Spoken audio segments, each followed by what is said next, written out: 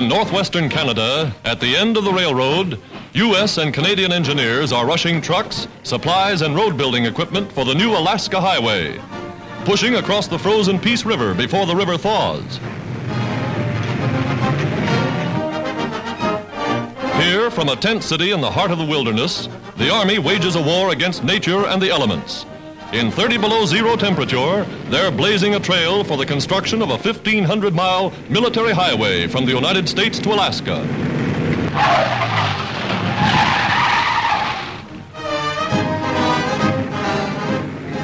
Giant tractors crash through the forests of virgin timber, rolling ahead at a pace that will see the road open within a year.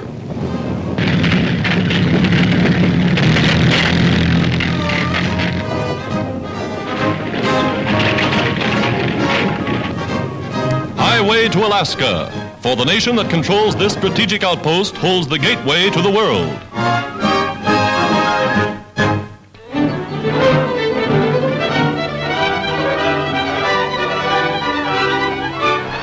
In California, the speedboats race against a backdrop of oil wells. After working all day on their war jobs, daredevil amateurs find relaxation behind the wheels of their roaring little motors. Today, they breeze around the nautical course in a regatta for the championship.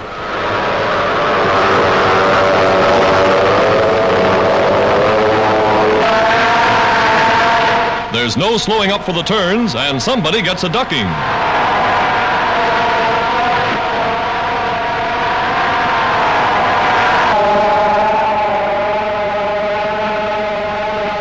This is what you call real rough riding, and the spills are all a part of the thrills when the speedboats race for the gold trophy.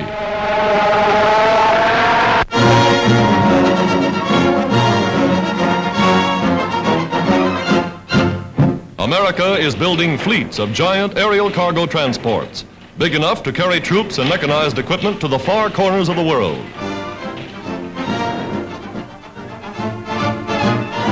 Called Commandos, the first of the mammoth airliners is tested by the Army. Just how many soldiers it can accommodate is a closely guarded secret of the U.S. Air Force. But this gives you a pretty good idea. Infantry of the air, flying direct to the scene of battle.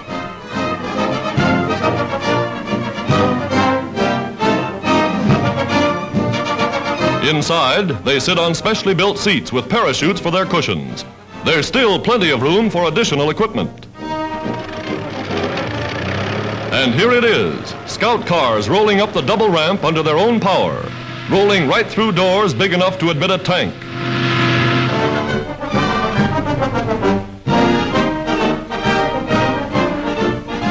Commando's powerful nose points aloft. Her engines, mightier than any ship in commercial service, speeding 25 tons across land and sea as fast as a combat plane. Planes that will change completely the timetables of the world.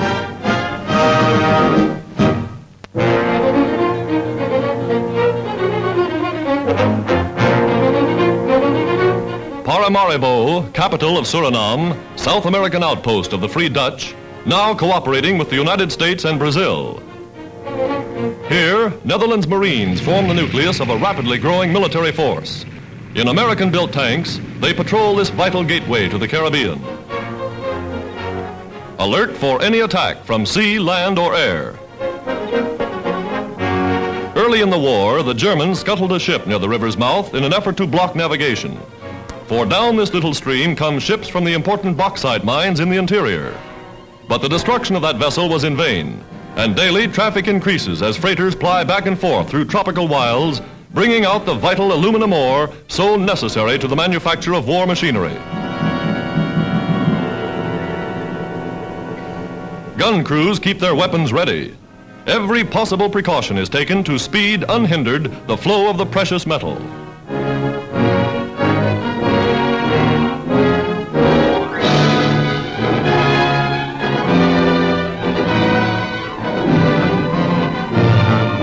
Mined far inland, the bauxite is brought to the river by train. From heavily guarded plants, it pours into the holds of United Nations ships, bound for the aircraft plants of North America. And as the Free Dutch work day and night to further the United Nations war effort, their Queen Wilhelmina of the Netherlands rides with President Roosevelt to the Washington Navy Yard. Here, by the President's order, under terms of the Lend-Lease Agreement, a new submarine chaser, named for the Queen, is presented to the Dutch Navy.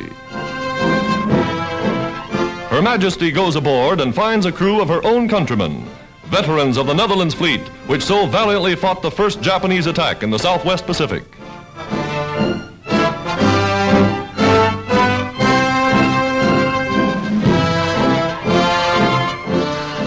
Now, ready for battle, the little warship is ordered for service with the U.S. Navy, proudly flying the flag of a people who have vowed to their Queen, no surrender.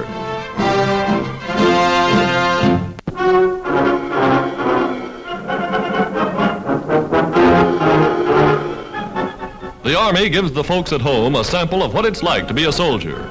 On the double quick, they stage a show of thrills. Scout car is taking the spotlight before thousands in a great Detroit arena.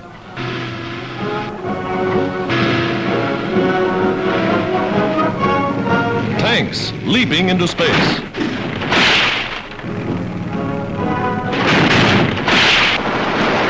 Infantry putting on a sham battle that's almost like the real thing.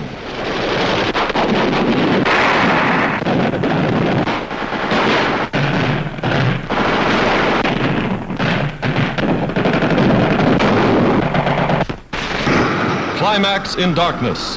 Flamethrowers staging a spectacle of the Army's weapons.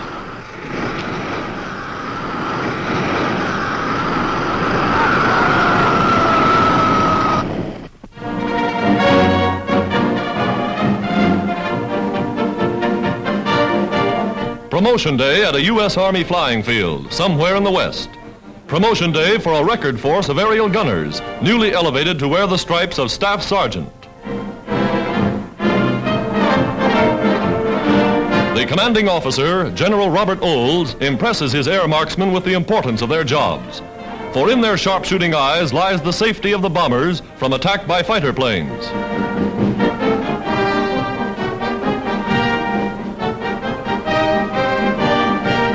Squeezing into blisters or gun positions, they prepare to go aloft. The planes bear names which only their crews understand.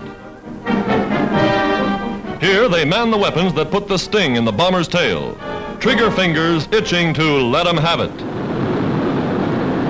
Now, in token salute to the new gunners, the big ships roar across the sky.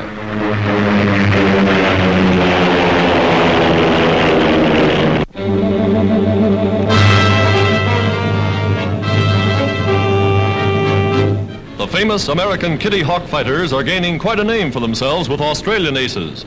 Here at a secret base somewhere down under, veterans of campaigns over England and the Middle East give fledglings a demonstration of what the Kitty Hawks really can do.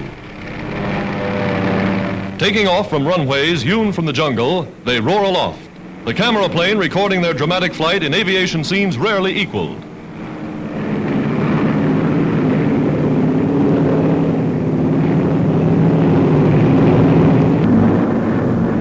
High above the clouds, they gather in the tight formation pursuit planes use for safety, quadrupling their firepower as they dive to the attack. Victory roll, the flyer signal to his home field that he has met and downed an enemy plane in combat. Now, swooping across the aerodrome at incredible speeds, they stage a show that in peacetime would be sensational. Today, it's all a part of the grim, deadly job of war. Australian aces writing history in the skies.